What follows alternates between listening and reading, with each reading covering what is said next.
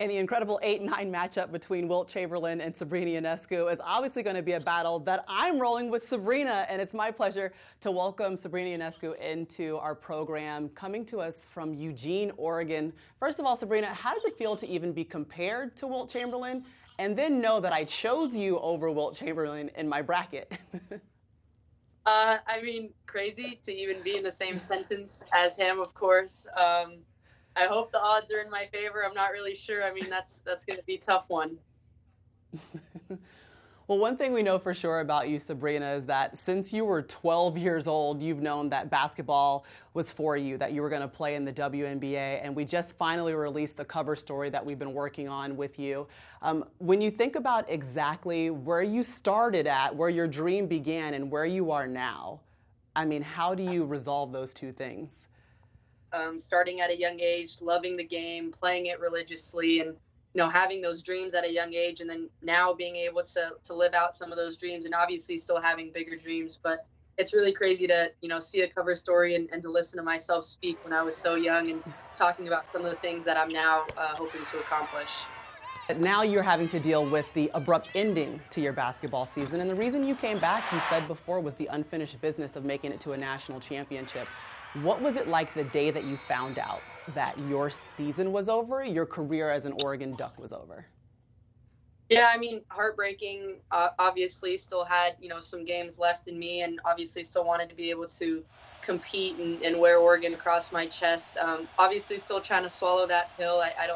I don't think I'm really understanding that I'm not going to be playing at Matt Knight, another time, and not going to be playing with my teammates. But I mean, I wholeheartedly understand that the decision had to be made in the best interest for not only us, but for the country as a whole. But it's definitely hard to wrap my mind around something like that. Okay, so one thing you never wanted to talk about before was the legacy of Sabrina, but now that we've come to an end, let's have a conversation about it. What do you hope that people remember about your collegiate career, Sabrina? I mean, it sucks because I was hoping to be able to do more and have a more lasting legacy, hopefully with a national championship being brought, to the university and our school. But I think regardless of that, just hoping to inspire people and people to be better, and not only little girls that are looking for an inspiration or to play a sport, but just hopefully being able to change the culture and the way that women's basketball is viewed. And I've been lucky enough to be on a team that has shaped that culture here and is hopefully, transcending among, the entire world. One thing that I remember from the post that you made was that it's been the hardest season that you've ever had before. And one of those things was obviously the loss of your role model, Kobe Bryant. How did that impact you this year?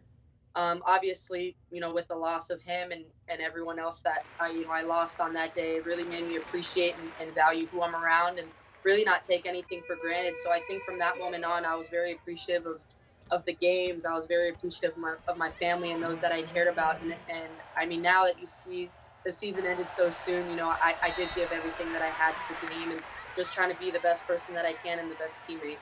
Well, thank you so much for your time, Sabrina. We're certainly looking forward to seeing a basketball back in your hands, you on a court, wherever that may be, and enjoying watching you play the game that you love. And you have most certainly been one of the most exciting athletes I've been able to cover in collegiate basketball. So I thank you for your entire career and everything you were able to accomplish with Oregon over the last 4 years. Yeah, well, thank you for all the support and everything that you've done. Well, we second that sentiment as well. Here's what Sabrina is facing in the 8-9 matchup in the Midwest region. Sabrina Ionescu against Wilt Chamberlain. You see the stat matchup. And by the way, the entire cover story that Maria referenced during that conversation with Sabrina is available on ESPN.com. What's up? Thank you so much for watching ESPN on YouTube. Don't forget to download the ESPN app. And if you want more premium content, which you do, make sure that you subscribe to ESPN+. See you soon.